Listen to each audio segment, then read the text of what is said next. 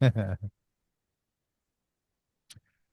it. Ladies and gentlemen, welcome to the Avrum Rosensweig show. My name is indeed Avrum Rosensweig, and I am delighted to have you here. And I remind everybody that the reason why I do this show is because I am doing my very best to pat humankind on the back. And I do this through inspirational interviews.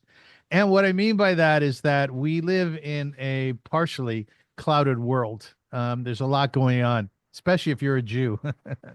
And it's a very, very difficult time, and people need to be reminded that there's also great, great beauty in our lives and great, great beauty in the world. And so much of that comes from hearing inspirational stories and doing inspirational interviews. I feel deeply, deeply blessed to have the opportunity to do my podcast and interview people from all over the world and hear their magnificent stories. The other day, I interviewed a fellow from the Givati Brigade. He happened to be a sniper in Gaza, and he was injured there. A young man, 21 years old, phenomenally after going through what he went through, and he went through a lot. The left side of his body was like blown off.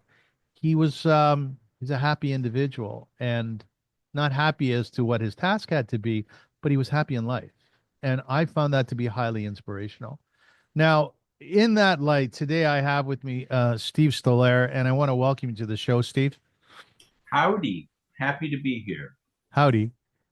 Steve, I want to tell you about him in a nutshell. Before I do that, by the way, This is the best place. It's the best place for me, is in a nutshell. I have this little image of a squirrel running across your backyard eating a nut. I don't know. I have no backyard, but I've got the squirrel. How do you figure that out? All right. Ladies and gentlemen, yeah, just a reminder that you have the opportunity to sponsor the show, to donate to it, and that would be something which would be nice for me, so I can buy my son dinner. But if you want to do that, you can do so at avram.rosensweig@gmail.com. Great show. We have a great future, and I want you to be part of the vibe because it's very special here. Now, listen to this. Steve Stolair. Did they call you Stolair? No, only if they want to mispronounce my name correctly. How is it pronounced? Stoliar, like stole your time slot or wallet or something. I had a guest a few weeks ago and I mispronounced his name from the beginning. That was the end of the interview, even though it went on for 45 minutes. He what he walked out because you mispronounced it? He hated me. He really did not like me. I did my best to ingratiate myself. You know how you do that with people, right? The Yeah. more I tried, the less he liked me. But I well, this is going to sort of short circuit your introduction, but we'll get back around to this. Um, Steve Allen wrote a book called Funny People yeah, about funny people. And in his chapter on Groucho, he talked about going over to Groucho's house towards the end of Groucho's life. And in the chapter, Steve said, presently, his secretary, Steve Charmian, joined us. So I wrote a letter to Steve Allen saying, I'm flattered that I made it into your book, but I'm curious to know how you turned Stoliar into Charmian. And he said, he apologized, and then by the end he said, I hope this sets the record straight, which is more than my Pioneer turntable can do. So he he called me Steve Charmian, and so amongst my friends they took to calling me Steve Charmian. And then this producer at Universal where I was working, Peter Fisher, who started Murder She Wrote, was in the same suite of offices. So he called me Steve Sharian instead of Charmian. I said, Peter, can't you mispronounce my name correctly? So anyway, that's a great line. everything seems to lead to a story. I'm at that age where either a name or a title or a year or something, I've got something to say about that, which is, your great misfortune because we only have an hour. So, do you ever sit on a bench with some of your old Kachka friends? You're in your 70s now, and just do that. Talk Please, about I'm 70. you're in your 70, All and right, I'm going to drop names now. So yeah, put do on that. your Do raincoat, put your hoodie up. do a lot of them. Um, I am proud to say that I am friends with Dick Cavett and Woody Allen. And some years ago, I was talking to Cavett on the phone, And I said, "Do you realize you're now older than Spencer Tracy was in Guess Who's Coming to Dinner?" And he said, "Get out of here." Yeah. I said, "You and Woody are both older." So the next time I talked to him, he said, "I was walking through Central Park with Mr. Allen, and I said, Stoliar made an interesting observation the other day. It seems that both you and I are older than Spencer Tracy was, and Guess Who's Coming to Dinner?" And Woody said, "Do you mind if we sit down on a bench? I need." And he said we just sort of sat there silently for a moment. And I thought, wow, I depressed two of my idols at the same time. What a feeling of power that was. Are they still your idols? Yes, I mean, if you wish, we may take a slight detour into the Woody Allen question, because he, in fact, is neither a child molester nor someone who married his adopted daughter. He is the victim of Mia Farrow's what Cabot calls pathological vengeance. And it's a shame because so many people have bought into it. And it has, of course, become very unpopular to try to defend Right. someone accused of that, because it's like, oh, you're enabling them. That's what they depend on. And in fact, one of my letters from Woody, it closed with him saying, "Let me know if there's anything I can do to help. Just what you need, an accused child molester in your corner." Um, anyway, my admiration for Woody has only increased since the scandal because of the grace with which he wears it. He he he accepts that a portion the of America and elsewhere will always believe he's a monster, and that, as with Trump's stolen election of 2020, incontrovertible evidence is no match for having made up your mind about something, and he will never convince them otherwise. And he accepts that and just kind of goes around it, and is still, he can't help but create. He's writing plays, he's writing short stories, he's writing a novel, he has a script for another film. Um, he he if it's like if Mia had set out to destroy his life, she failed. She succeeded in arbuckling him in the eyes of Hollywood and a lot of people. But if she tried to ruin his life, I would say he is the most content he's ever been. He has money. His lifestyle is low stress and enjoyable. He has a loving wife. I've been able to observe them up close. He has two loving adopted daughters. And by the way, what agency would allow someone to adopt two little girls if there was an even hint that they'd be put at peril? Um, he he he is pleased with the body of work that he has left behind. Um, he said, "Now that I'm 88, I have applied for dementia." Good line. Perfect Woody Allen line. Yeah, it's a great line. Anyway, I get much more upset than he seems to. I'll send him a letter and just be hopping mad about something I read or something somebody said. And he takes it in stride. Part of it is, at this point in his life, he said if it happened earlier when he was just making his name, it might have been more problematic. But it's like he's in a boat on a stream, and there's this big rock.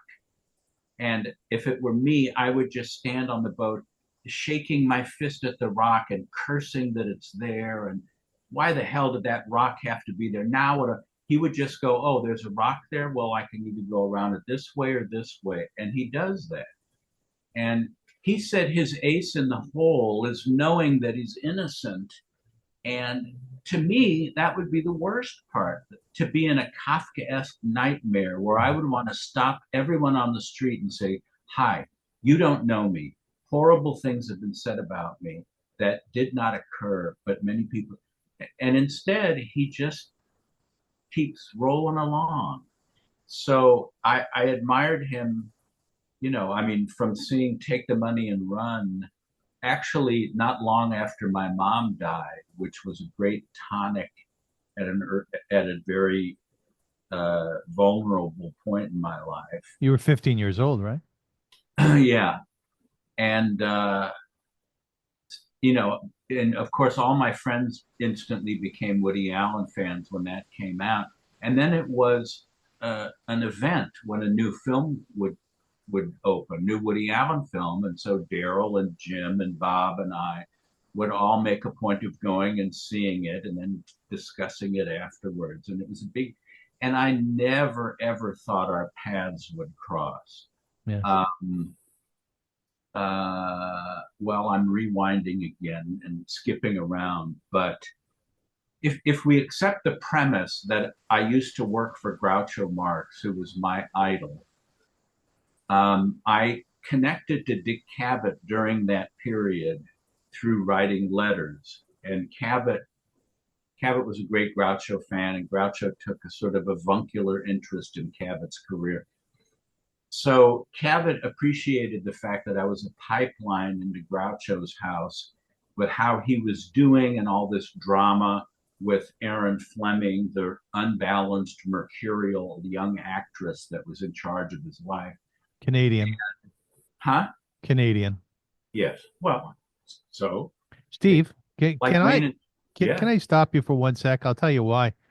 So far, we haven't introduced you. Well, I'm leaving.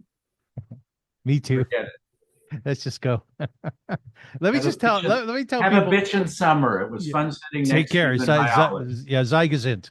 Let's do this It's in short sweet. because I love your stories. I feel like I'm stoned when I listen to you. Um, You mean s- like an adulteress in the Old Testament? yeah, similar to that. Okay. Exactly what I was thinking. Okay. Now, Steve's been writing for about 40 years, and he's written for Dick Cavett, as well as penning episodes of such television series as Murder, She Wrote, Simon and Simon, the new WKRP, I love the old one, in Cincinnati, and Sliders. He has produced documentaries on such stars as John Lennon, the Marx Brothers, Elvis Presley, Shemp Howard, and Dr. Martin Luther King Jr. I see how they all fit in nicely. Oh yeah. Yeah, exactly. He's born in St. Louis. He makes his home in California. And here's the kicker. In 1996, Steve wrote a book about Groucho Marx, the great iconoclast Groucho Marx, called Raised Eyebrows, My Years Inside Groucho's House.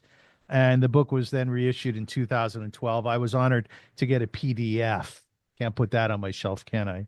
Um, Raised Eyebrows is the bittersweet story of the last years in the life of Groucho Marx, and it is told by a huge, huge fan of Groucho, and that is Steve. He talks about individuals whom he sat at the table with in the book, including Zeppo, Gummo, Mae West, George Burns, Bob Hope, Jack Lemmon, Steve Allen. And he also talks about the inimitable, if you will, the very strange Erin Fleming, who ultimately became the manager of Groucho. She was not a well person, not a well person, but that adds to the story. Uh, yeah, there's so much more to say, and I just want to hear it from your own mouth. Just one question before I ask you the big one. Do you know how much your book weighs? I don't remember. I know it says on Amazon, Yeah, and it I'm does. assuming there's a discrepancy between the hardcover and the paperback. But go ahead and tell me, and then I'll be unimpressed because who cares? I'm doing a good job, eh? Oh 15, yeah, thank you. 15.4 ounces. I looked at that. I go, he's a funny man. He's going to like that's a that. pound. That's a pound of paper. Yeah. Can I ask you about your sense of humor? It's magnificent. Like Oh you generally make me laugh. Take the hands away. Take them away. And have you were you funny as a kid? yes, I used to do imitations of relatives had Yiddish accents, and I remember the first joke I ever came up with was, and now bear in mind I was about 6 or 7. I said, "What does President Kennedy say to Jackie?" What? You're my sugar. Now, that's not bad, That's good. having a Yiddish pun based on his Boston accent.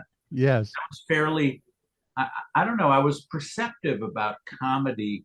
As I mentioned in the book, that I was gobsmacked, and as Steve Allen would say, if you've ever had your gobsmacked, you know how painful that can be. Yes. Um, when the Three Stooges came to St. Louis, and they were in the midst of promoting one of those mediocre features they did in the early, like Around the World in a Daze, or Have Rocket Will Travel, one of those things. And I had been, of course, watching the short films on TV. I didn't understand why they looked so old. Hmm. That Mo had, bags under his eyes, and Larry just had wisps of gray hair, slicked back, not frizzed out. And I didn't know why Curly looked so different than he did on TV, because at 6 or 7, I did not know that I was looking at Columbia shorts from the 30s and 40s. It's Mhm. like they were on TV and here they are in front of you. And I remember Mo said, and this is Larry. He combs his hair with an egg beater. Yeah. And I remember even at that age thinking, it's a funny line, but it doesn't work because his hair isn't frizzed out, it's slicked back. So I've always, you know, and I remember sending some jokes to laugh in and getting a letter back from Alan Mannings, the head writer, saying you obviously have an ear for humor and should be encouraged to keep at it, which meant a lot to me then. I was class clown of our high school senior class of 1,100 people, which didn't mean that I goofed around, but I was, I could be depended upon for a clever line. I used to write parodies of biology tests after Mr. Cook would give us the test. I would go home and type up a parody, and people would sit around giggling. And one day he asked to see it, and I thought, now I'm in for it. And he liked it, and he ended up mimeographing it and distributing it to other faculty members, which was Really? very clever. And then um, Miss Harper, Shirley Harper, who was just probably my favorite ever teacher. Yeah. She was 11th grade history.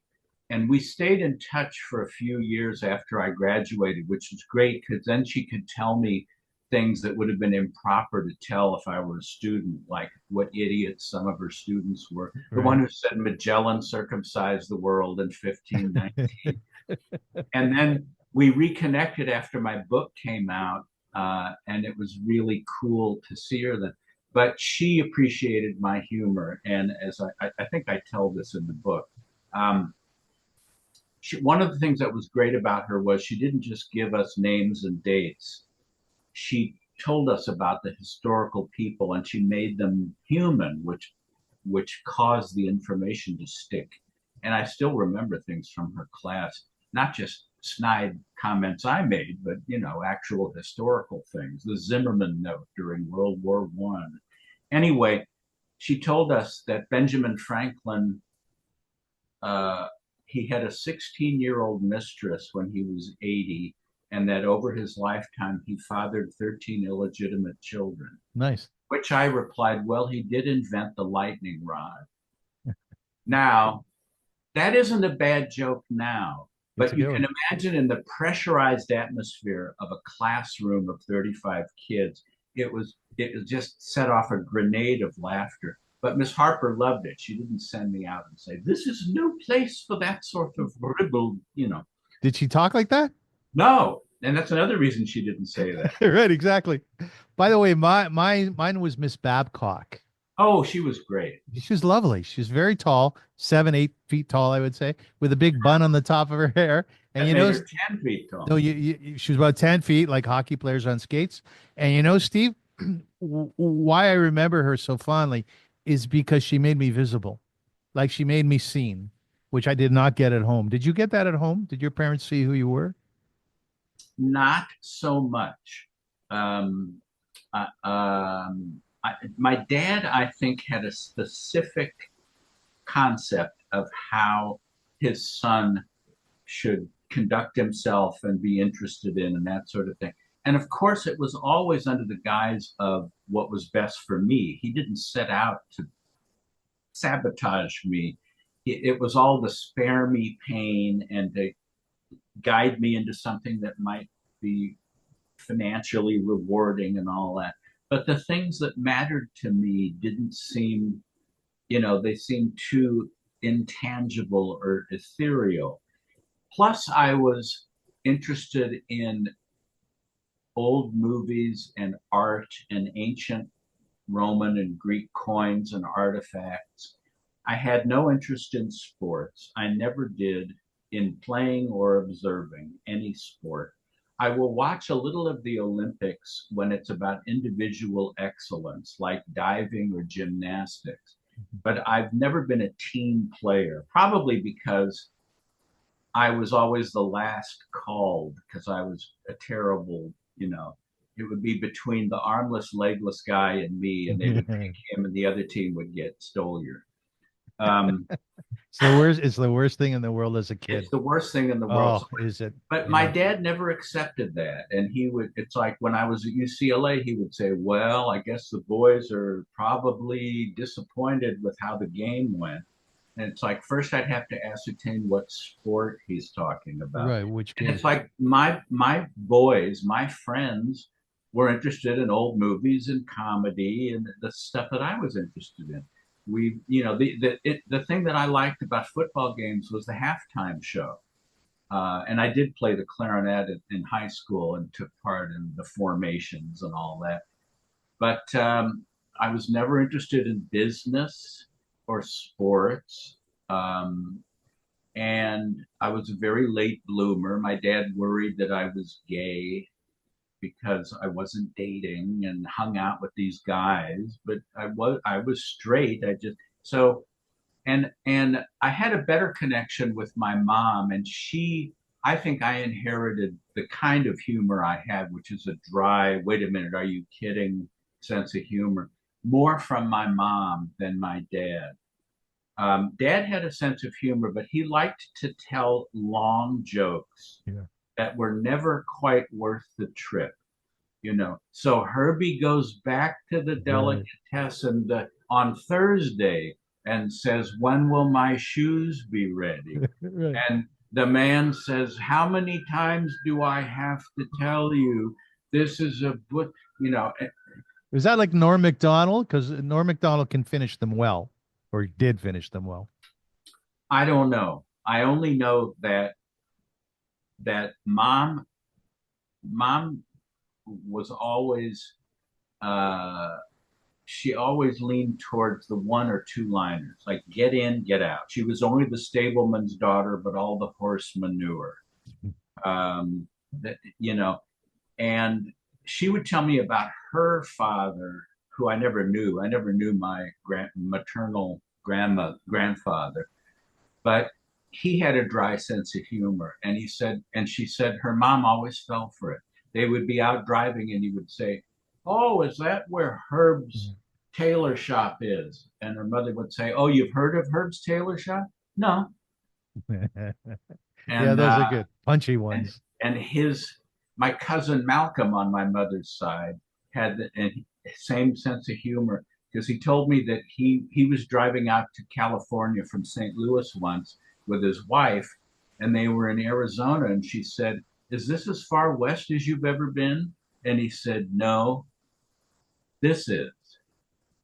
No, this is." That's I great. think that's And great. now, yeah, And instead of these convoluted long stories. So I think I got that from my mom. But no, I sort of was forced to turn inward. My interests, collecting fossils and ancient coins and things like that. I got a lot of emotional nourishment from that. And then being funny, I have yet to be in a fist fight. I'm sure I have no idea how to defend myself yeah, except verbally, yeah, really. yeah. And I was never going to be a sports guy. but I could be depended upon, for a bon mot, which is a good applesauce in French, I think. Like Um, Steve, in your head, are you laughing? Like I know to touch on something a bit more serious to understand your answer. You were married for a number of years to Angelique. yeah. She died 17 years ago. God bless her soul. And suddenly, so I had no Well, preparation. can I ask what happened? She died from an overdose of prescription pain medication by following the doctor's prescription to the letter. I'm so She sorry. was not a recreational drug taker. She was scrupulous about dosage, and he changed her from one to another. And 3 days later, she didn't wake up. I'm so And sorry. my life went off the rails. And a week later, I had to have our cat put to sleep, Yeah, who had been on borrowed time. And Angelique said, when Jasmine goes, it's going to be terrible, but at least we'll have each other. yeah. And in a really bitter twist of fate, we didn't have each other. And I ended up having a double ash scattering ceremony off a friend's boat, the cat and my wife, forever intertwined in the deep blue sea. um, I mean, my sense of humor has kept my nostrils above the waterline Mhm. for a long time. And it's sort of the last thing to go if I'm in a really bad place. Even, I mean, the morning she died, the guy from the Neptune Society came over and he said, and her body was still on the couch. And the guy said, "Was your wife a member?" And I said, "No. Is it too late for her to join?" Mhm. It became that kind of waspy, wool cut, snippy, but even that was some form of defensive humor, even though I was still absolutely rocked by this incalculable loss. Plus, he had no idea what to say to you when you said that, right? No, no, Right. and I love using the world as my straight man, You're right. because they don't know what to say, and sometimes I have to say things just for the unseen camera. I remember one really sweltering LA day a few years ago, and I was taking a walk, and there was some guy unloading stuff from a truck, and nearby there was a microwave oven on the curb that someone had thrown away and was hoping someone would take. So I saw the guy unloading stuff from the truck, and I looked at the microwave and I said, uh, "They say it's hot enough to fry an egg on the sidewalk, but this is cheating." Right. And he said, "I'm sorry." And I thought, "Oh no." Right. I Right. said, I've been there. there's frying an egg on us, and oh, Right. yes. But it's like I felt that it needed to be said. I was uh, I had bought a bunch of grapes at Ralph's supermarket and took them home, and they were kind of bitter. And I went back and I said to the manager, "I don't want this to sound like sour grapes, but these are sour grapes." And he said, "Oh, well, if you'd like to exchange them for," but it's like it It's it's like a great. compulsion, like Mr. Memory in the 39 Steps. I'm compelled to do that, even if it means I'm going to be shot to death. Do you ever say to yourself, Steve, don't do it, man. Don't say it. Yes, and sometimes I won't say it, and sometimes I will anyway, and just suffer the consequences of either someone thinking I'm serious. I run into that a lot online because I refuse to use emojis or LOL Yeah. or a link, so I'll just say something like, about Hitler being a misunderstood martyr or something like that. Oh, that's a terrible thing to say. You're an Don't you? awful man. Yeah. Yeah. You know what? There's a story that you tell, just sort of dovetailing into Groucho not doing it so well, actually. Yeah. But I'm but throwing you off with all of my scattershot. no, I'm thinking about like a whole documentary we're gonna do here. I just love your stories. Aw, Um, there's two things I take away from the following. You went to see Groucho as a young man before you started working for him, and you I said was a young man. You were the young man, yeah. And you said in the story that I believe you went with your friend Daryl. Yeah. And I love the fact that you mentioned Daryl, almost including us in the story as if I know Daryl. And I almost felt like essentially I did get to know him a little bit. And you also said something very, very beautiful and very prolific, which Well, I'll was, try not to do that again. yeah, please don't. You said that at the end of Groucho's remarks, you started to clap.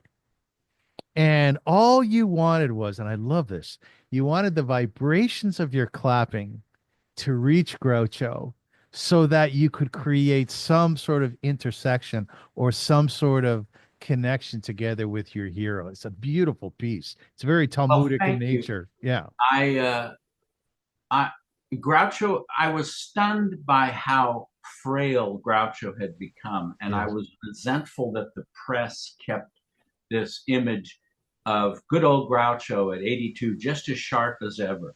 So when we went to the Dorothy Chandler to see him in his one man show, I expected basically a little older version of the host of You Bet Your Life. Mhm. And instead, this sort of hazy man shuffled over to the podium and started reading verbatim off 3 by 5 cards. And my heart sank. I mean, it was a real blow to see how far he had fallen condition wise. And I knew in my heart I would never, ever, ever get to see him again, much less meet him. And so even though he was in a, reduced capacity from what I expected, it was electrifying to realize I was in this same room, even though it was a massive theater. And so I thought, I want the vibrations from my hands to Yeah. reach his eardrums, because that is the only connection I'll ever have. And the next morning, my hands were still stinging from having clapped so hard, as if I'd slapped my hands silly. The last laugh was on me because, in fact, it wasn't the last time I would see him. And I ended up working in his house for the last 3 years of his life, initially every day. So, ha ha ha to Stevie, who thought he'd never see him except at the Dorothy Chandler Pavilion. And I got the job, might as well get it out of the way. I Yes. started a committee at UCLA and a petition drive to put pressure on Universal to clear the rights to Animal Crackers, the Marx Brothers' second film that had been made for Paramount in 1930. And basically, due to a clerical oversight, the copyright hadn't been renewed by Paramount. And so the rights to the film and the songs reverted back to the authors of the play and the composers of the play, George Kaufman, Maury Riskind, Harry Ruby, and Bert Kalmar. And then when Paramount sold their old films to MCA in the late 50s, it was part of the package, but they didn't have the right to include it in their syndicated old movie packages, where you would see that big shield that said MCA TV release. And I wanted to take a Marx a lot and add an N, MCA. And but for Marx fans, it became this great lost film because they Yeah. only made about a dozen movies. And this was not one of the late cheesy ones. This was Captain Spaulding and Hooray for Captain Spaulding. And Yes. I shot an elephant in my pajamas.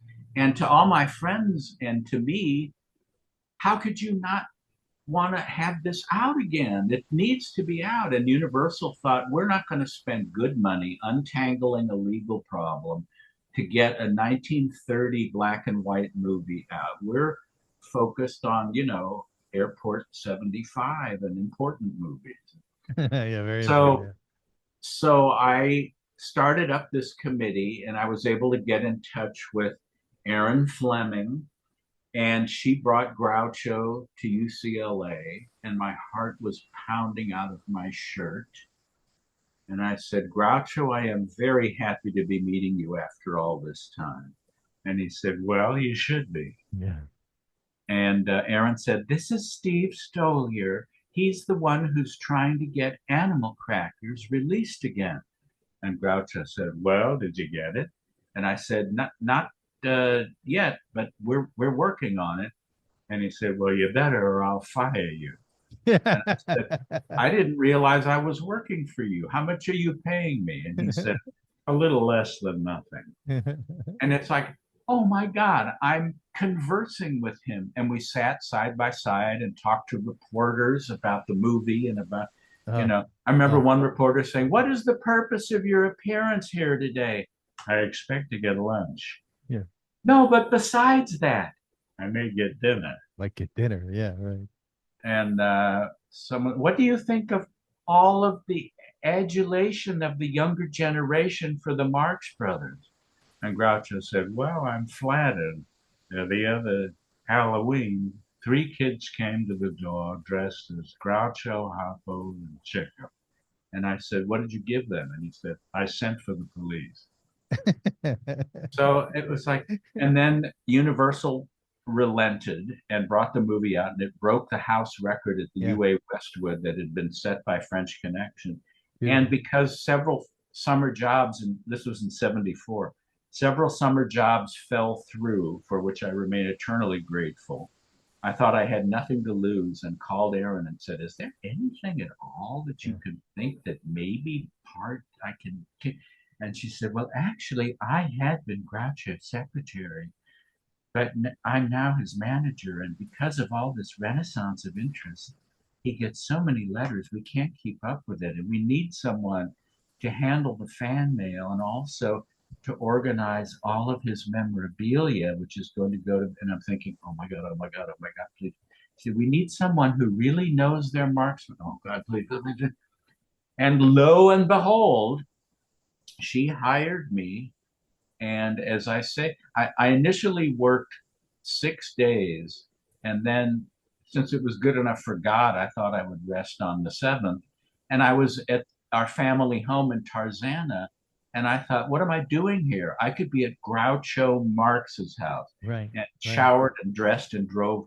And initially, it's like I couldn't get enough of it. My mom used to talk about wishing she could fill a bathtub with chocolate sauce.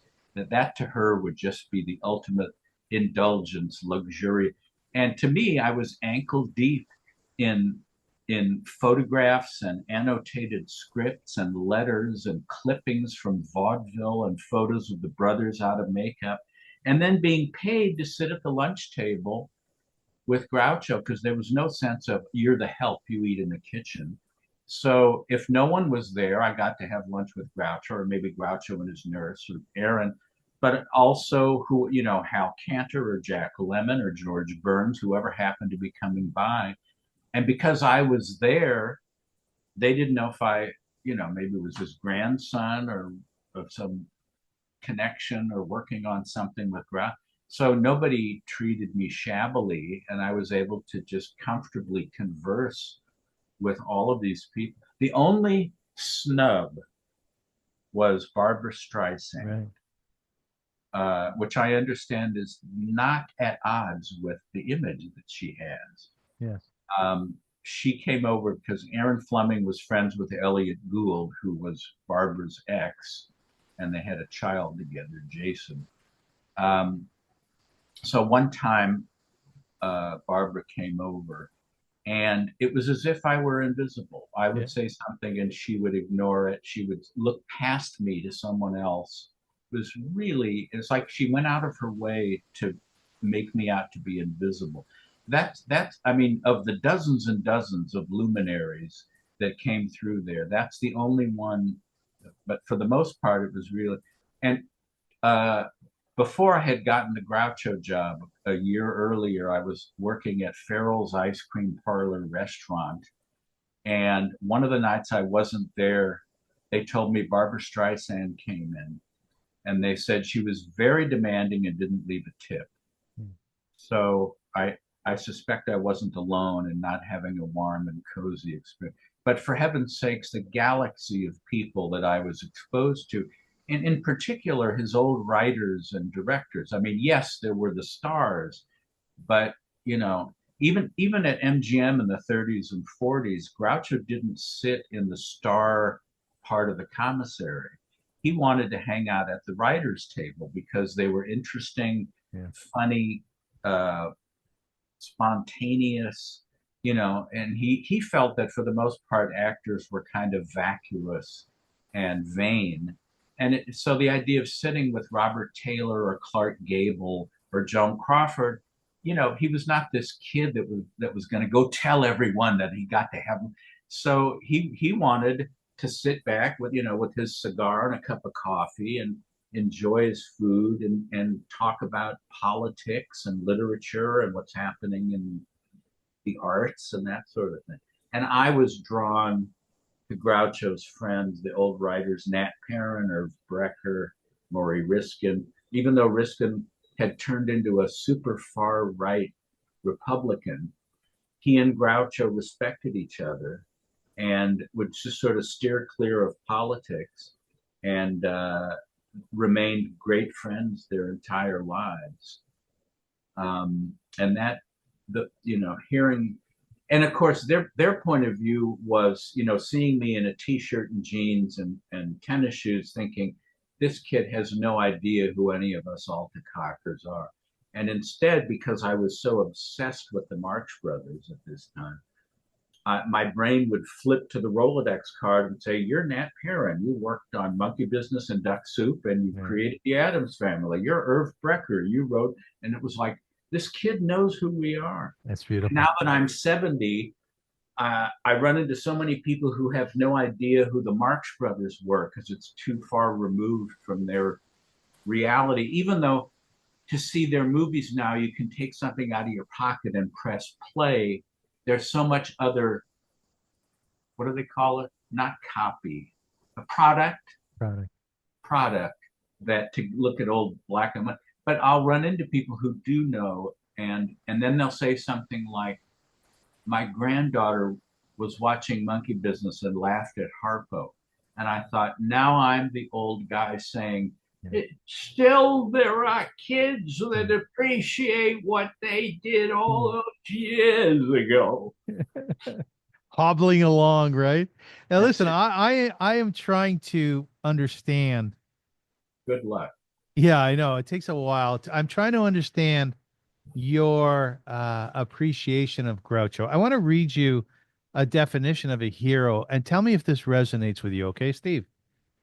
Okay. A hero to someone else is often someone who embodies qualities that resonate deeply within that person's values, needs, or aspirations. Heroes can take many forms, and what makes someone a hero is subjective, depending on individual perspectives, life experience, and cultural context. However, there are some common traits that tend to define someone as a hero in the eyes of others: selflessness and sacrifice, courage, empathy and compassion, inspiration, leadership and vision, and so on and so forth. Like, you're a very, very funny man, and you're quick. You're very, very quick. And when I was watching Groucho for this interview, Thank you. when I was watching Groucho on the Dick Cavett show, Mm-hmm. and he was older then, and he sang Yeah. the Tattoo Woman. Man alive, was he quick with his responses to what Yes. and Cavett himself is extremely quick. So, Yes. do you see that, or did you see that in Groucho, like parts of yourself? Not consciously, it was just something I gravitated towards the same way that my mom was more prone to wordplay and puns and double entendres, as was Groucho, rather than jokes.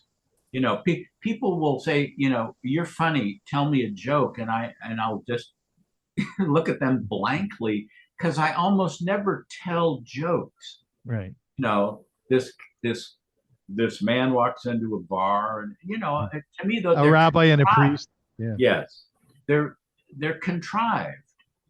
Or someone will say like, uh, uh, "There's a girl named Susie Screw Me Faster," and I'll stop them and I'll say, there never was, and there never will be anyone named Susie Screw Me You'll be Faster. faster. So Yeah. stop right there, because the punchline will be, you know, Hitchcock told Cabot that puns are the highest form of literature.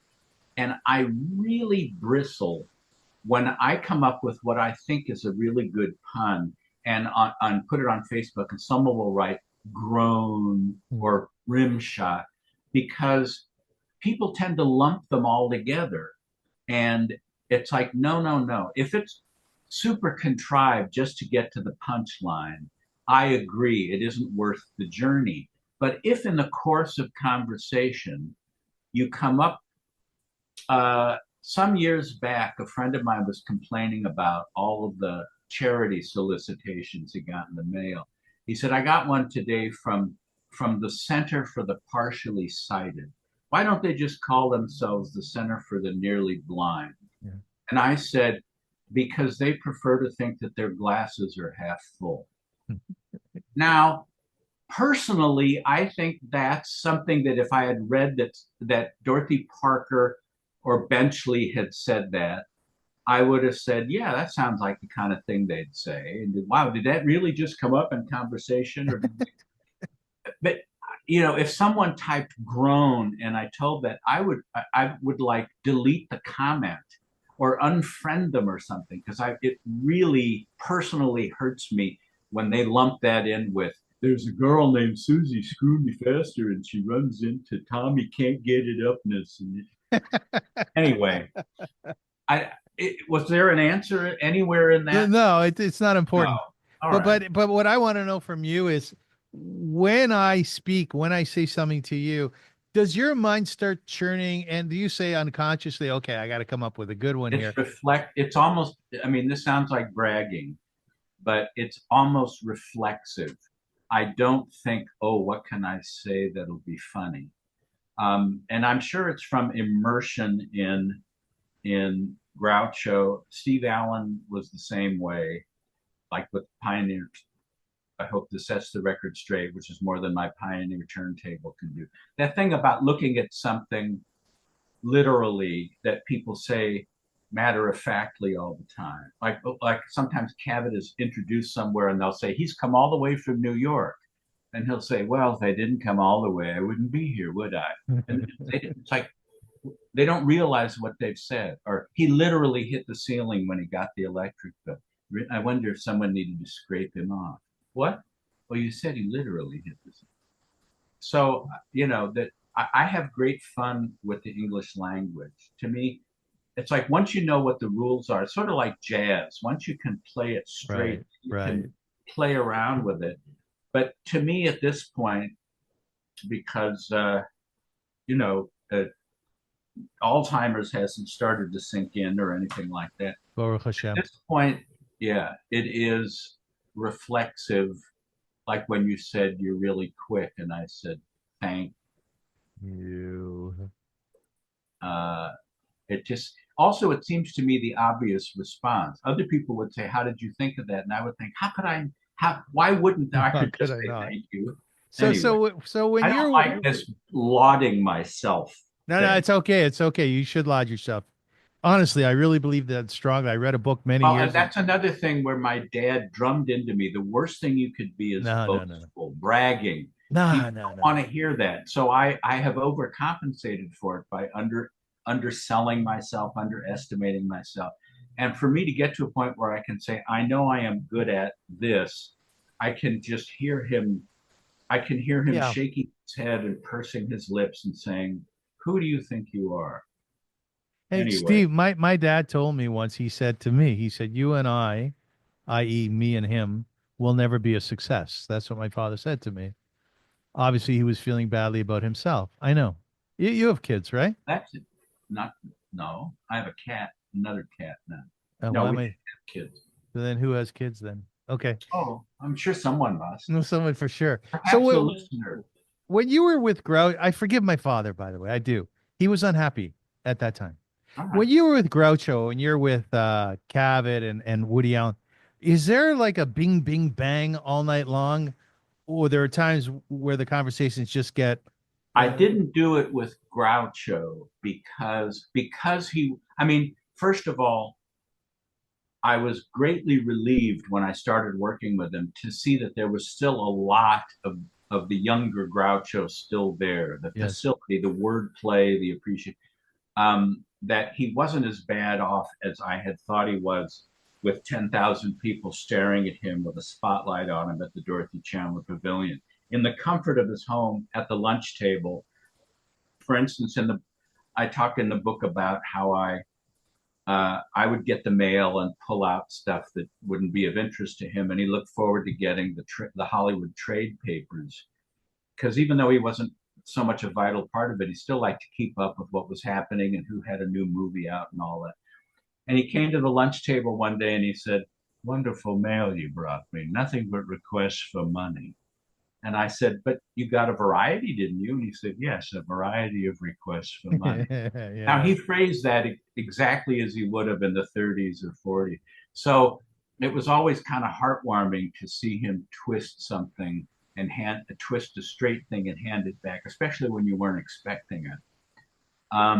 But the idea of trying to compete with him, I sort of, I didn't feel comfortable doing that. So I was much more reactive. And it was more than enough that he appreciated. Like he called me into his bedroom and he said, here's a $20 bill. Yeah. Go down to Tower Records. You know what I like." Yes. I thought, Yes. wow, he knows that I know what he likes. That's Yeah. so cool. Who would have ever thought? So it was colossally gratifying. The only time I made him laugh was it was either after his birthday or after a Christmas. I stacked a bunch of boxes. I didn't want to make a bunch of trips out of his bedroom. So I stacked a bunch of boxes, empty boxes, to carry them out. And I had to do almost like this juggling act to keep the center of gravity. And so it's like, of all things, physical comedy cracked him up for me. But with Cabot, yes, we crack each other up. I actually made Woody Allen giggle on the set of Cafe Society. Yeah. He shot some of it out here, and he wrote me and he said, "Feel free to come by and watch how not to make a movie." But he loved my obscure impressions because I like doing like character actors, never mind James Cagney and all that, but doing Grady Sutton. uh, "Oh, Mr. Soucy, you made me buy a beefsteak mine. I should never have listened to you," from Bank Dick. And Burgess Meredith, "Well, Lenny, we'll have a little farm."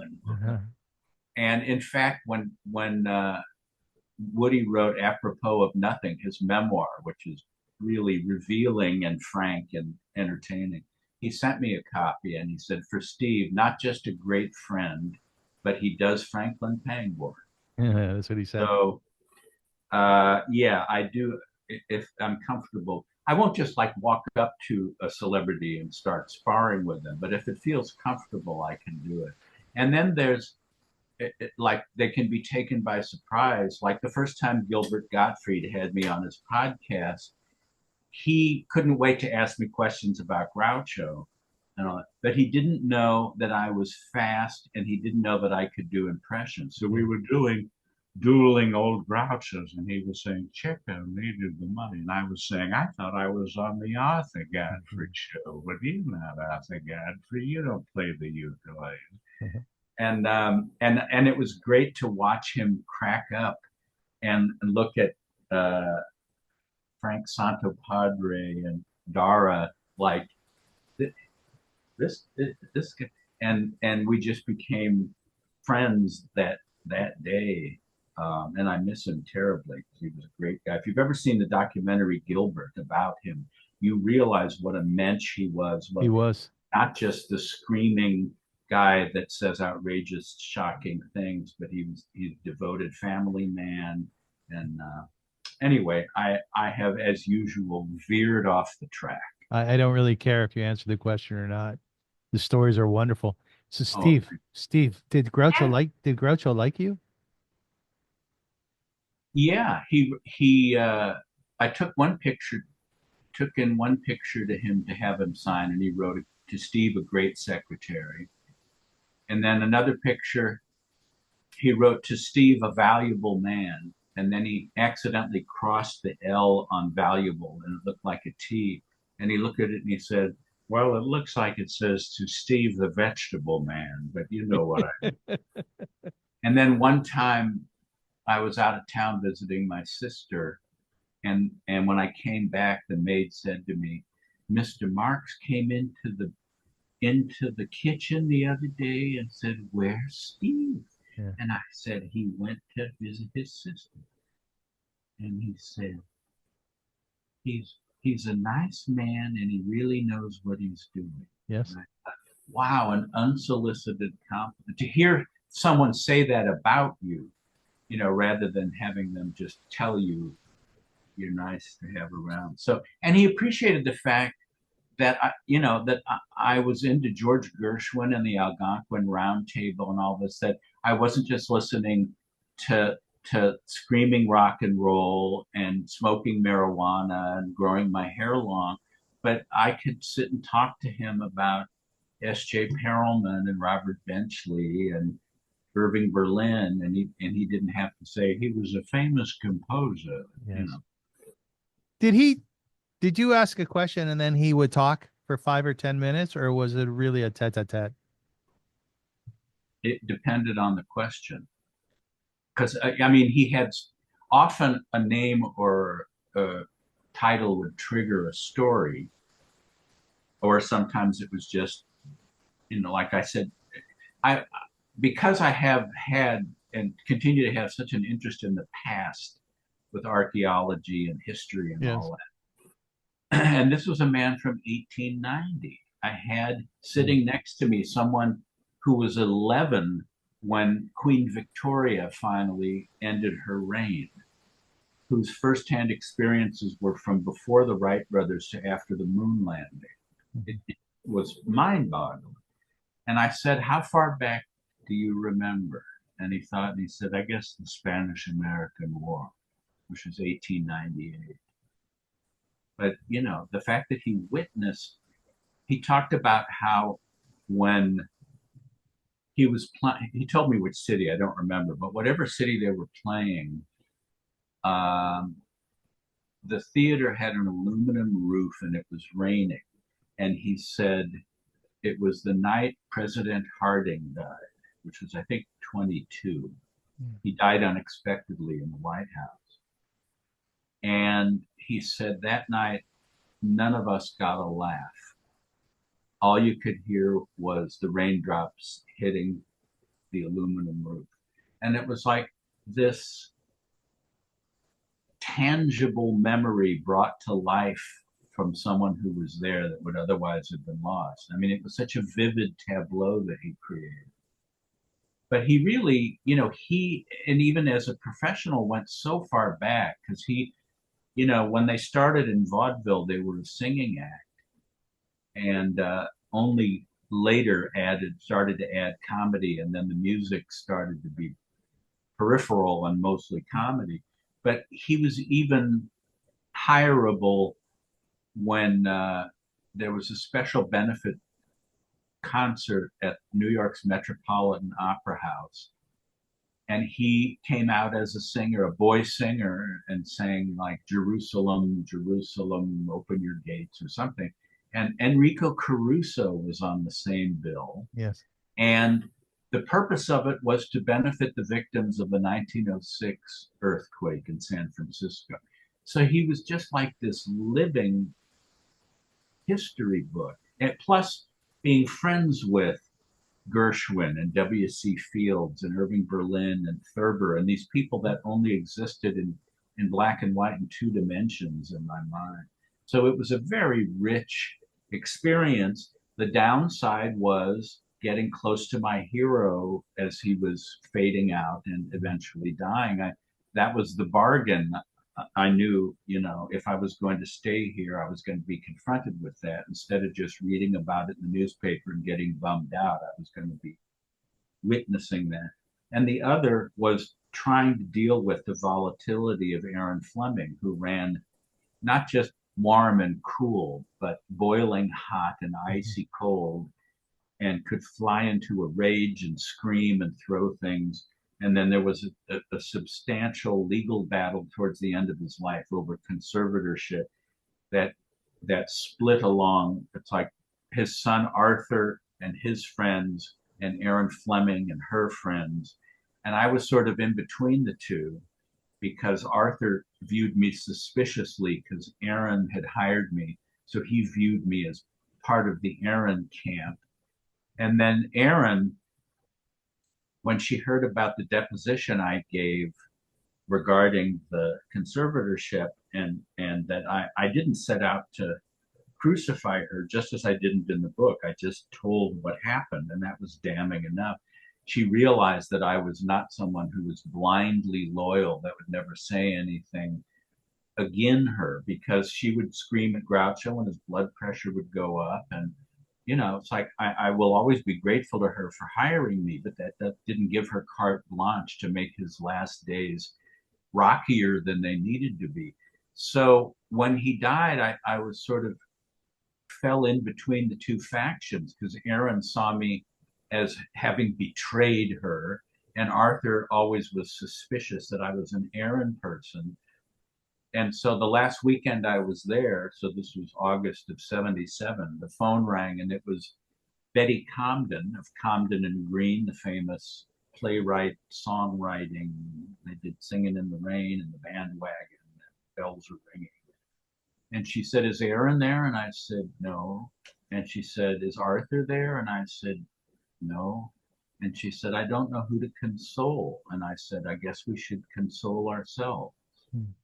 And it was all I could think of to say, but I don't know that I could have thought of something better all these years later. It's true. It's like we're left with our own feelings and memories, and why waste them on either a neglectful son or a crazy woman that made his last years difficult? You got uh, many years of memories. I mean, she knew Groucho since at least the 40s. And What was it like for you when he died? a blend of loss and relief, because he had gotten so hazy and his health. I mean, he was in a wheelchair, and his mind had gotten really foggy. And yet, Aaron Fleming was still planning on producing a TV special from his living room with all these stars. It's like she couldn't accept his mortality. She thought if she could just yell at him and dance around, it would shake the rust off his mind. But he was, above all, an 86-year-old man from 1890 that had hardened arteries from all those Nate and Al's corned beef pastrami sandwiches. And, you, you can't just will someone to be Mhm. better or okay. And she was, I mean, I couldn't believe it when she made some reference to the special. And I said, "You're not still planning on that, are you?" "Well, of course. Groucho's looking forward to starring in it, and I'm producing it." What was crazy, Steve, is the day that he had his second stroke, you arrived at the house and she was up in arms because Oh, it was her birthday, right? it upstaged her birthday. Yeah, it's crazy. It's Yeah, nuts. I had gotten, just when I had gotten comfortable being there and knew that a hand wasn't going to clamp me on the shoulder and say, "Excuse me, son, we've made a terrible mistake. You go Mhm. away." Yeah. And I rang the bell, and the maid answered and said, "Please be quiet. Mr. Marx has had a stroke." And I thought, "Oh man, I've only been here a few weeks. They were wonderful, but here I knew this was out there. It's all coming to an end. The horses are turning back into mice, and the coach into a pumpkin." And she said, and the nurse said, she'd like you to go into the back to help. And I expected him to be lying in bed, like comatose, or with just staring at the ceiling or something. And instead, he was propped up in bed, with his mucklucks and his PJs, reading the paper. Is the ambulance here yet?" Yeah. "No." It figures. He went back to his. And then he needed help taking a leak. And so I helped him to the bathroom. And I remember standing there thinking, wow, this was my idol. And here he is leaning on me to keep from keeling over while he's taking. He was just so vulnerable. And then, You actually said an interesting thing. You said you felt great sorrow and you felt great pride. oh yeah, that I could be there to help. Yes. Yes. Uh, and people have said it's good that you were there. He was lucky to have you. And then there's other people that say, why didn't you do more? Why didn't you get rid of her? Yeah, Why right. didn't you? And it's like you don't understand This how is my delicate question. Exactly. the Yeah. thing. Why didn't you? And it's sort of like why didn't you tell the wife that's being beaten by her alcoholic husband to get a divorce? Yes. It's like, at best, you lose a friend who says, I don't need someone constantly hammering away at me with advice that I didn't ask for. I have to reach it at my own. And we were worried that because he was so dependent on her, that it would be like taking the syringe away from an addict and having to go cold turkey. And we didn't know what that would do to him. Yeah, good point. Steve, can I ask you? I got to pick up my son from the subway. Has he fallen over again? Yeah, unfortunately, I got to pick him up. Would you mind? Maybe this is inappropriate to do on our interview. Can we do a part B to this? Yes. I should at least plug my book, Yeah, plug your book. Raised Yeah. Eyebrows, My Years Inside Groucho's House. If you would like a signed or personalized copy, you can get it from my website, Steve Stoliar, Stoliar.com. You can also go to Amazon if you want the Kindle or the audiobook, in which, big surprise, I do all the voices and the narration. And hopefully next time we'll be able to get to the other book of my father's Yeah. wartime letters. So you're Um, okay if we do a part B to this? I don't see why not. I mean, it was pleasant once we finally figured out uh, how to pour enough kerosene in the back of my computer and for me to pump the pedals steadily to keep the electricity flowing. I'll be All right, honest. go pick your son up. No, before you go, I want to tell you that I've been playing around with artificial intelligence. Insemination. That was another room. That was Okay. in another room. Anyways, long and short of it, I've asked artificial intelligence. Do you know what that is? AI? Yes. Yeah, okay. Yes. So I've asked AI to write poems about my guests, and I read it to them. So I'd like to read you the poem produced by AI. AI is both remarkable and frightening. Yeah, we So, all know that. No, we know that. But listen to the yeah, poem. It's called Steve Stolair and Groucho Marx. Stoliar. Yeah, Steve Stoliar. I apologize for that. And I'm not the sharpest knife in the drawer. And Groucho Marx. At 19, with youthful eyes aglow, he found himself in a world of wit and woe. Steve Stoliar, just a boy, yet so wise, living with Groucho beneath those raised eyes. A legend now fading, but still full of fire. The master of humor, the prankster, the sire. In Groucho's last days, through laughter and pain, Steve stood by his side in sunshine and in rain. The jokes were fewer, the quips not as fast, but the spark of that genius still held on at last. A life full of stories of silver screen lore, a living legacy, yet Groucho asked for more. The room grew quieter, the jokes fewer still, but the world kept spinning with Groucho's sharp thrill. For even in silence, that sharp mind could glean like an old comic strip where the punchline would beam. And when Groucho passed, with a wink and a sigh, Steve held on to the memories a quiet goodbye. Then, in his own words, a book was unfurled, raised eyebrows, a glimpse into a world. Thank you. Thank you. Irma Shave. Did you like it? Yeah, I did. And as I said before you read it, AI is both like remarkable and frightening. I mean, it was very good, which scares me because I'm a writer Yeah, and I yeah. guess approaching obsolescence, in addition to the fact that I'm a living fossil as far as hiring goes. But it was very good and interesting, and it just kind of makes me go, huh, with Yeah. like what they can do these days. Yes, yes. I love the word you used before, talking about loving the words and the language. Avuncular. That was a great word. Avuncular. Oh, uncleish. Yeah. It's of or being like an uncle, right? Yeah. Now, Groucho, he wasn't like an uncle to you, was he?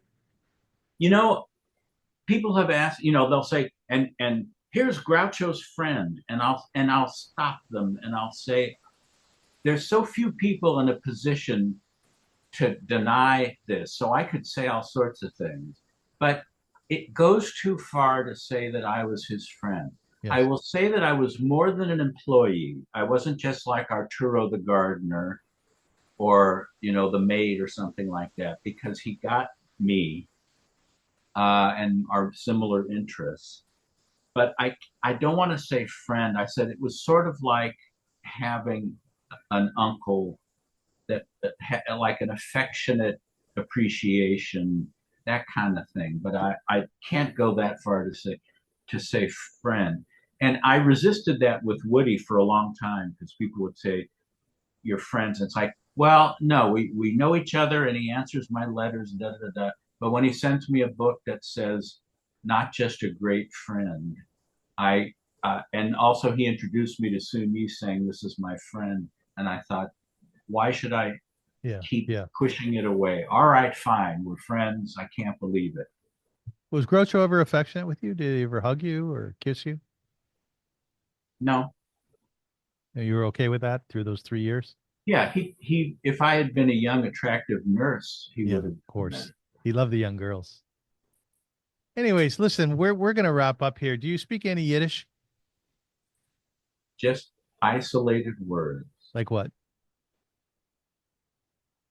Uh, Krepler. Like is very isolated. Oy, I know that oy veus mir is literally oh woe is me, which I've dazzled people with because they all know how to say it, and it's like it actually means this literally. Vervace is who knows. Yeah, Vervace is good. The reason I Um, ask is because yeah, go ahead. I'm sorry. oh, my mom used to say, "Hast du so etwas gesehen in dein ganzen Leben?" Can you Which I'm translate? not sure if that's German or Yiddish It's because her Yiddish. parents were Austrian. The reason I ask is because I usually end the show with Zygazint, which means you should go and help. And when we do the part B, I want to find out if there's anything about you that's Jewish, if there was anything about Groucho that was Jewish. And I know that your father, who was in the war, he became Yeah, more and more Jewish. In fact, he went to a Seder in France. yeah, And I'm fascinated by that whole thing. a bombed out synagogue. Yeah, that's an amazing story. But you have to commit to me that you'll do part B. You'll commit to me? I'll do part B, yes, and then we'll get into circumcision next time. Not literally, Oh, right? that's another Miss Harper story. I'll make it quick Yeah, tell because me quickly. once I had graduated, she was able to tell me things about the students that she couldn't before. Because she said one of her classes there was a kid who sat in the back and he never participated. He never answered questions. And she felt bad because he was such a wallflower. So she was talking about Franklin Roosevelt, and the kid raised his hand and said, "I know how he died." And she thought, well, we're not really talking about how he died, but if this is the sort of thing that's going to get you to participate, she said, "How did he die?"